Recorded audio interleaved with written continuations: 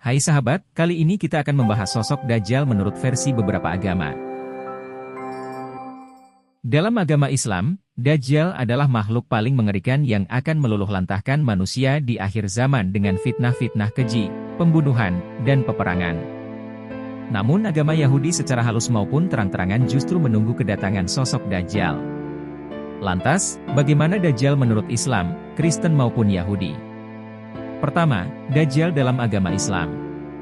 Seperti diketahui, dalam ajaran Islam disebutkan bahwa Dajjal merupakan sosok yang akan muncul kelak di akhir zaman. Dalam hal ini, para nabi mengimbau seluruh umat muslim untuk berhati-hati agar tak terpengaruh dengan ajakan Dajjal yang menyesatkan.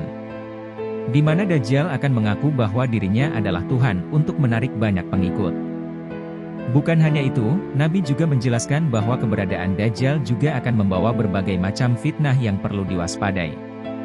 Fitnah Dajjal adalah sebesar-besarnya fitnah yang ada di akhir zaman.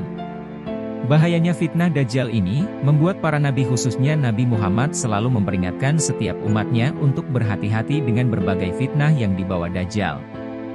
Dengan begitu, penting bagi umat muslim untuk mengetahui seperti apa saja fitnah Dajjal yang diterangkan oleh para nabi.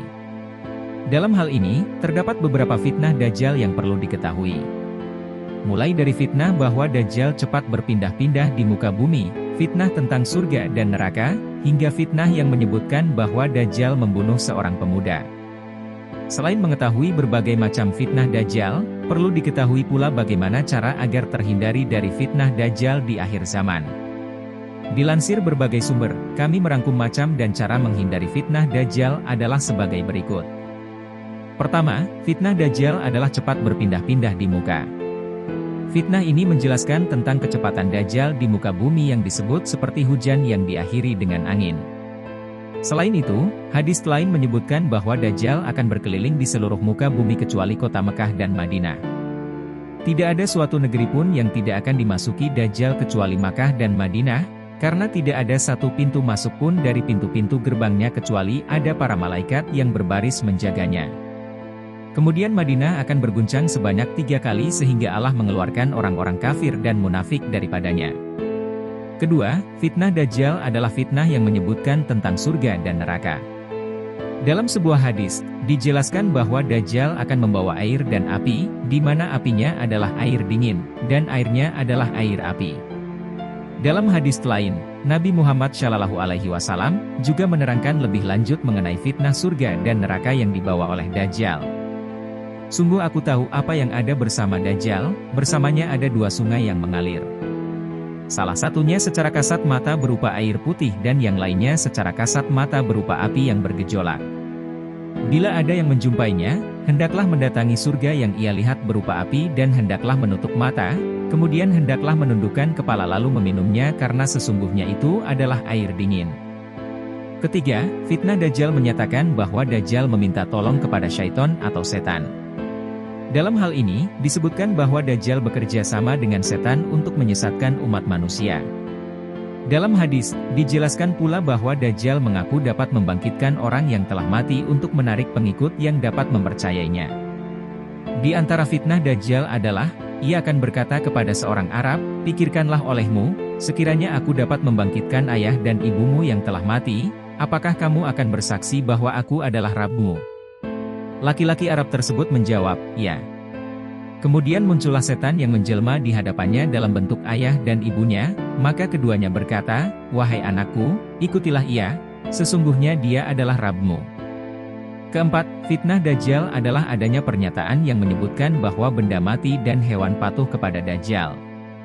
Dalam hadis, dijelaskan bahwa di akhir zaman Dajjal akan mengaku mempunyai kelebihan yang tidak dapat dilakukan oleh siapapun. Seperti menurunkan hujan, memerintah bumi untuk menumbuhkan tanaman, dan dapat menundukkan hewan-hewan. Mendatangi kaum dan menyeru mereka, mereka menerimanya. Ia memerintahkan langit agar menurunkan hujan, lalu langit menurunkan hujan. Ia memerintahkan bumi agar mengeluarkan tumbuh-tumbuhan, lalu bumi mengeluarkan tumbuh-tumbuhan. Lalu binatang ternak mereka pergi dengan punuk yang panjang, lambung yang lebar dan kantong susu yang berisi lalu kehancuran datang lalu ia berkata padanya, "Keluarkan harta simpananmu." Lalu harta simpanannya mengikutinya seperti lebah-lebah jantan. Fitnah Dajjal yang terakhir adalah pernyataan bahwa Dajjal membunuh seorang pemuda. Dalam sebuah hadis, Nabi Muhammad menjelaskan bahwa Dajjal ingin membunuh seorang pemuda dan menghidupkannya, untuk memperlihatkan kekuatannya. Namun, sungguh hanya Allah yang memiliki kuasa dan tidak ada satupun yang dapat melakukan kecuali hanya Allah yang Maha Esa. Dajjal datang dan diharamkan masuk jalan Madinah. Lantas ia singgah di lokasi yang tak ada tetumbuhan dekat Madinah. Kemudian ada seseorang yang mendatanginya yang ia adalah sebaik-baik manusia atau di antara manusia terbaik. Dia berkata, "Saya bersaksi bahwa engkau adalah Dajjal yang Rasulullah Shallallahu Alaihi Wasallam telah ceritakan kepada kami." Kemudian Dajjal mengatakan, "Apa pendapat kalian jika aku membunuh orang ini lantas aku menghidupkannya? Apakah kalian masih ragu terhadap perkara ini?" Mereka menjawab, "Tidak." Maka Dajjal membunuh orang tersebut kemudian menghidupkannya. Namun orang tersebut tiba-tiba mengatakan, "Ketahuilah bahwa hari ini, kewaspadaanku terhadap diriku tidak sebesar kewaspadaanku terhadapmu." Lantas Dajjal ingin membunuh orang itu, namun ia tak bisa lagi menguasainya. Dajjal dalam agama Kristen. Lalu, apakah agama Kristen mengenal Dajjal? Dalam Alkitab sebagai dasar iman agama Kristen, tidak pernah dijelaskan karakter Dajjal. Namun, Dajjal dalam agama Kristen seringkali disamakan dengan karakter Antikristus. Alkitab, khususnya dalam Perjanjian Baru, sangat banyak menjelaskan tentang hadirnya Antikristus ini. Alkitab menjelaskan saat ini telah bangkit banyak Antikristus. Namun, akan datang seorang Antikristus yang menandakan bahwa waktu benar-benar berakhir. Hal ini memiliki maksud kiamat.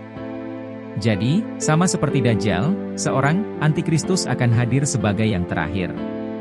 Pada artikel ini, Antikristus akan disebut dengan Dajjal. Sebagai orang Kristen, kita diminta untuk setia sampai akhir. Kita tidak boleh lengah terhadap adanya Antikristus yang akan selalu menggoda kita untuk meninggalkan Allah. Kita perlu bijaksana dalam menghadapi adanya Dajjal seperti yang tertulis pada ayat Alkitab tentang bijaksana. Oleh karena itu, penting untuk kita terlebih dahulu mengenal ciri-ciri Dajjal menurut Kristen. Berikut kumpulan ciri-ciri Dajjal menurut Kristen. Sesuai namanya sebagai Antikristus, Dajjal tentu tidak mengakui adanya Kristus. Dajjal mungkin percaya akan adanya Allah yang berkuasa atas bumi ini. Namun, Dajjal tidak mengakui adanya Kristus, Sang Anak yang telah datang ke dunia sebagai manusia. Ia menyangkal kasih Allah kepada manusia dalam rupa Yesus Kristus. Alkitab menyatakan bahwa Dajjal merupakan seorang penyesat. Dajjal tidak percaya akan adanya janji keselamatan dalam Alkitab. Ciri-ciri Dajjal menurut Kristen yang kedua adalah sudah hadirnya ia di dunia ini. Alkitab dengan jelas mengatakan bahwa ia sudah ada dan terus bekerja. Oleh karena itu, kita perlu untuk terus waspada. Dajjal bukan berasal dari Allah. Kita perlu terus berserah kepada Tuhan untuk mendapatkan keteguhan darinya sesuai yang dikatakan dalam ayat Alkitab tentang berserah.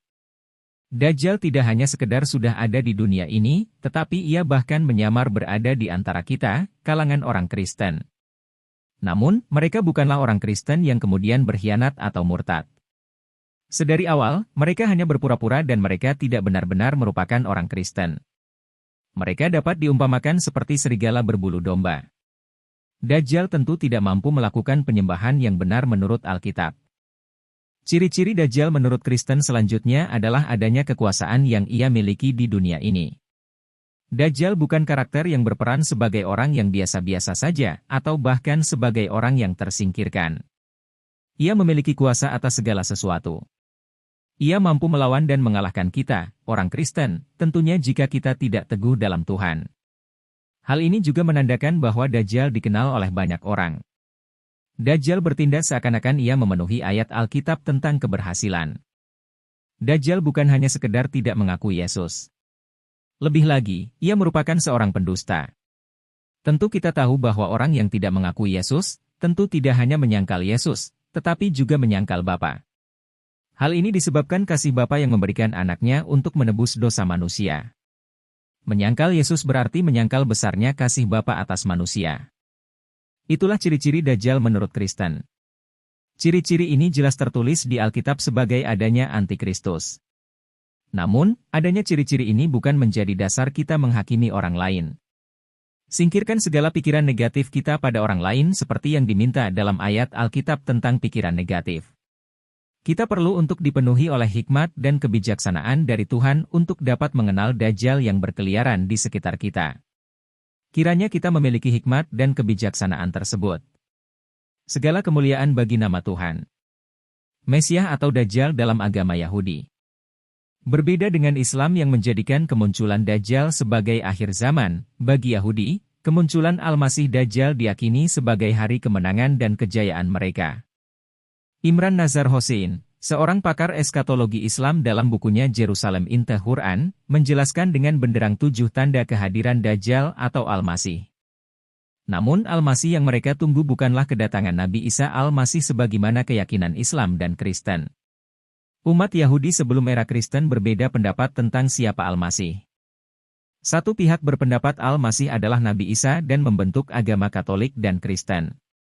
Sebagian Yahudi lain berpendapat Al-Masih bukanlah Nabi Isa, namun Al-Masih lain.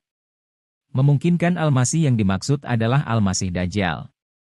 Dalam Alkitab Perjanjian Lama, salah satu ciri Mesias adalah ia akan mengumpulkan orang-orang Yahudi yang terserak, diaspora. Ia akan menaikkan suatu panji-panji bagi bangsa-bangsa, akan mengumpulkan orang-orang Israel yang terbuang, dan akan menghimpunkan orang-orang Yehuda yang terserak dari keempat penjuru bumi. Yesaya pukul 11:12. Bagi orang Yahudi, berdirinya negara Israel di Palestina merupakan syarat kedatangan Mesias. Karena negara Israel menjadi sarana untuk mengumpulkan diaspora Yahudi serta membangun kembali Haikal Sulaiman, Baitul Maqdis. Alkitab Perjanjian Lama juga mengabarkan akan adanya nabi palsu, Dajjal, yang mengajak untuk menyembah Tuhan lain, Ulangan 13:1-3. Itulah sedikit penjelasan tentang sosok Dajjal di akhir zaman menurut Islam, Kristen dan Yahudi. Jika suka dengan video ini, jangan lupa like dan subscribe.